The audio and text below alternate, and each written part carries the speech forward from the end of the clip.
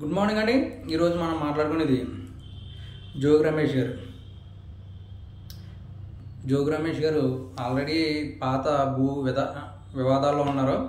ఆయన కొత్తగా కొన్ని వివాదాలు వచ్చినాయి. ఆయన నియోజకవర్గం పెడన, ఆయన ఒరిజినల్గా ఇబ్రహీంపట్నం పెడన నుంచి పోటీ చేశారు. తర్వాత మినిస్టర్గా అయ్యారు.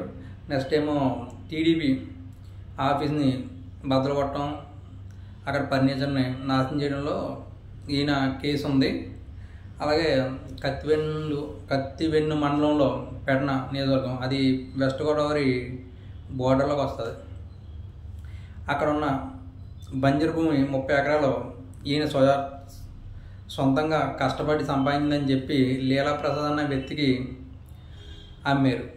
ఎకరం 3 లక్షలు కదా అని ఆయన తీసుకున్నారు. రొయ్యల చెరువు వేసుకుందాం అన్న ఉద్దేశంతో ఆయన తీసుకున్నాడు.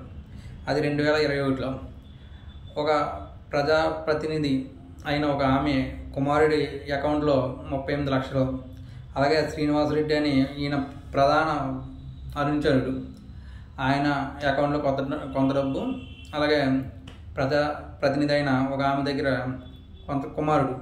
కొంత డబ్బు లీలాప్రసాద్ గారు. ఆ తర్వాత మిగిలిన అమౌంట్ ఆర్ఎంబి గెస్ట్ హౌస్లో 52 లక్షలు ఇచ్చారు అని అంటున్నారు. అలాగే అప్పటి నుంచి రిజిస్ట్రేషన్ చేయించుకుందాం అంటే అది గవర్నమెంట్ భూమి, రిజిస్ట్రేషన్ అవ్వదు అని లీలాప్రసాద్ గారికి చెప్పారు రిజిస్ట్రేషన్. అప్పుడు ఏంటి నా పరిస్థితి అంటే, నేను డబ్బు వెనక్కి ఇస్తాను అని చెప్పారు. ఈయన డబ్బు వెనక్కి ఇవ్వట్లేదు, దాని గురించి పట్టించుకోవట్లేదు. అలాగే అగ్రిమెంట్ రూపంలో ఉన్న కాగితాలు, నెక్స్ట్ ఏమో డబ్బు ట్రాన్స్ఫర్ చేసిన అకౌంట్లకి ఇవన్నీ కలిపి కత్తివెన్ను మండలం పోలీస్ స్టేషన్లో కంప్లైంట్ ఇచ్చారు లీలాప్రసాద్ గారు. అప్పటికి 2 years వెళ్తున్నారు. ఆయన వెళ్తే నువ్వు కేసులు ఏం పెట్టద్దు, ఇప్పుడు డబ్బులు లేవు నా దగ్గర అని జోగి రమేష్ గారు చెప్తున్నారు. అయినా సరే లీలాప్రసాద్ గారు ఎన్నాళ్ళని ఆగుతారు అని కేసు పెట్టారు. కేసు పెట్టాక ఇప్పుడు మరి పోలీసులు ఏ విధంగా యాక్షన్ తీసుకుంటారో చూడాలి. ఇంతకీ ఈయన మీద అంతకుముందే వాళ్ళ కుమారుడి మీద ఈయన మీద కేసులు ఉన్నాయి. ఏంటి, భూమి ల్యాండ్ల గురించి ఇబ్రహీంపట్నంలో. మళ్ళీ ఇది కొత్త కేసు. ఒరిజినల్గా కొడాలి నానిగారి మీద కొన్ని కేసులు ఉన్నాయి, అలాగే వల్లమనే వంశీ మీద కొన్ని కేసులు ఉన్నాయి.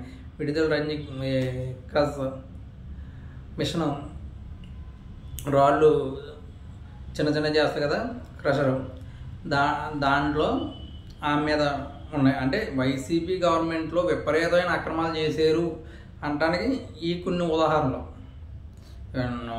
వల్లమనే వంశీ గారు కూడా నెక్స్ట్ ఆయన కూడా బయటకు రావట్లేదు.